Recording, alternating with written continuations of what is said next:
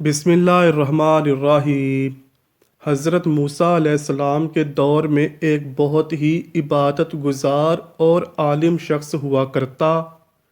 یہ اسم اعظم کے علم سے واقف تھا اور اس کی زبان میں ایسی تاثیر تھی کہ اس کی کوئی دعا رد نہ ہوتی۔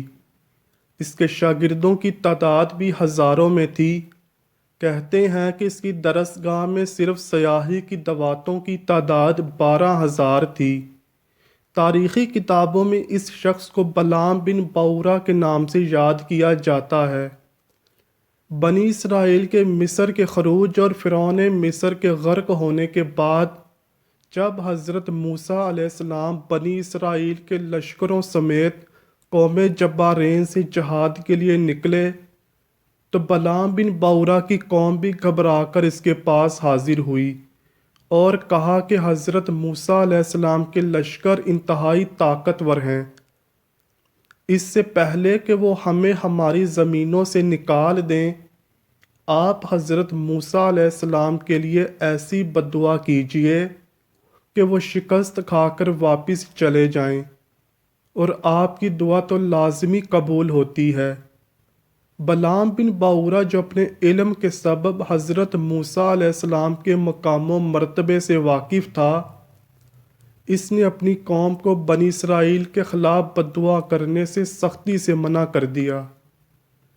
بلعام بن بعورہ کی ایک انتہائی خوبصورت اور کم عمر بیوی تھی جسے بلعام بہت محبت کیا کرتا اور اس کے تمام ناز و نخرے اٹھاتا۔ چنانچہ اب اس کی قوم بہت سے تحفے تحائف لے کر اس کی بیوی کے پاس پہنچی اور اسے حضرت موسیٰ علیہ السلام کے خلاف بددعا کروانے پر رضامند کر لیا۔ لہٰذا بلعام کی بیوی نے بھی بلعام سے بنی اسرائیل کے خلاف بددعا کرنے کی درخواست کی۔ شروعات میں تو بلعام نے ایسا کرنے سے قطعاً منع کر دیا، لیکن اس کی بیوی نے بھی ہار نہ مانی اور اسے اپنی اداؤں اور حسن کے جال میں ایسے مغلوب کیا کہ اس کا انکار نرم ہوتا گیا، اور آخر میں اس نے بلعام کو طلاق کی دھمکی دی۔ چنانچہ اپنی خوبصورت بیوی سے جدائی برداشت نہ کر سکنے کی وجہ سے بلعام اپنی گدھی پر سوار ہو کر بددعا کے لیے چل پڑا۔ راستے میں بلعام کی گدھی بار بار رک جاتی اور منہ موڑ کر بھاگنا چاہتی، لیکن یہ اسے مار مار کر اسے بڑھاتا رہا، یہاں تک کہ گدھی کو اللہ تعالیٰ نے قوت گویائی عطا فرمائی اور اس نے کہا کہ افسوس بلعام بن بعورہ، تو کہاں اور کدھر جا رہا ہے؟ دیکھ، میرے آگے فرشتے ہیں جو میرا راستہ روکتے اور میرا منہ پیچھے کی طرف دھکیل رہے ہیں۔ اے بلعام، تیرا برا ہو، کیا تو اللہ کے نبی اور مومنین کی جماعت پر بددعا کرے گا؟ گدھی کے منہ سے یہ تقریر سن کر بھی بلعام بن بعورہ واپس نہ ہوا، یہاں تک کہ حسبان نامی پہاڑ پر چڑھ کر بنی اسرائیل کے لشکروں کو دیکھ کر ان کے خلاف بددعا کرنے لگا۔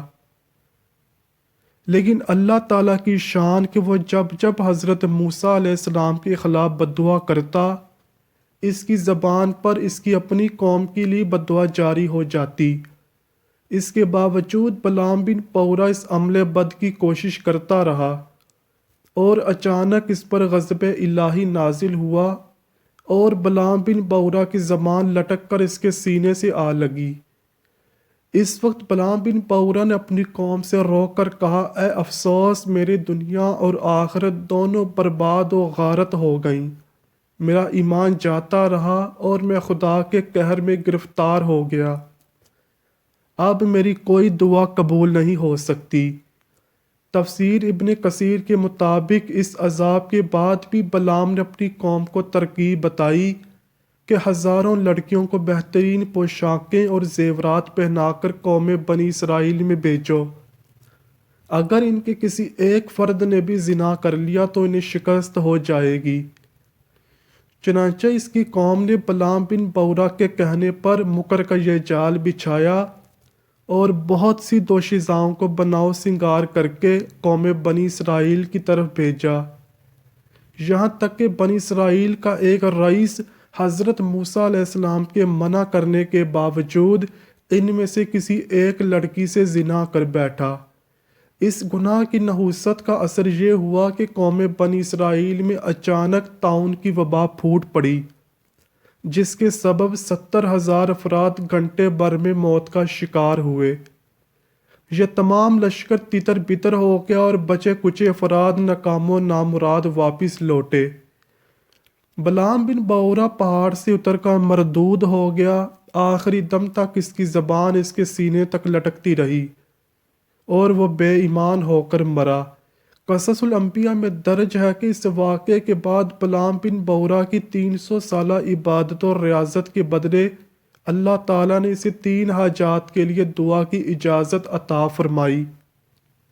اس مرتبہ بھی بلعام کی بیوی نے اسے مجبور کیا کہ وہ پہلی دعا اس کی خوبصورتی میں اضافے کے لیے کرے کہ اس جیسی خوبصورت عورت پورے بنی اسرائیل میں نہ ہو۔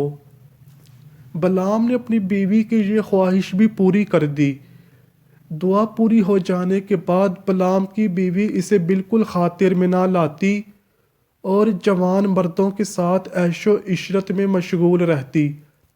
ایک مرتبہ بلعام نے اسے کسی غیر مرد کے ساتھ ملوث گناہ پا کر بددعا دی کہ وہ کتیا بن جائے، لہٰذا اس کی بیوی کی شکل کتیا کی مانند ہو گئی۔ اب بلعام کی اولاد کو لوگ کتیا کی اولاد کہتے اور ان کی تضحیق کرتے، لہٰذا انہوں نے اپنے باپ سے ان کی ماں کو اصل حالت میں واپس لانے کی دعا کی درخواست کی۔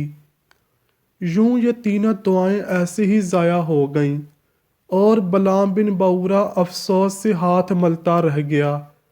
بلعام بن باورا کے بارے میں قرآن مجید میں کچھ یوں بیان ہوا ہے: اور انہیں اس شخص کا حال سنا دے جسے ہم نے اپنی آیتیں دی تھیں، پھر وہ ان سے نکل گیا، پھر اس کے پیچھے شیطان لگا تو وہ گمراہوں میں سے ہو گیا، اور اگر ہم چاہتے تو ان آیتوں کی برکت سے اس کا رتبہ بلند کرتے، لیکن وہ دنیا کی طرف مائل ہو گیا اور اپنی خواہش کے تابع ہو گیا۔ اس کا تو حال ایسا ہے جیسے کتا، اس پر تو سختی کرے تو بھی ہانپے اور اگر چھوڑ دے تو بھی ہانپے۔ یہ ان لوگوں کی مثال ہے جنہوں نے ہماری آیتوں کو جھٹلایا، سو یہ حالات بیان کر دے کہ شاید وہ فکر کریں۔ سورہ اعراف آیت نمبر 175 تا 176۔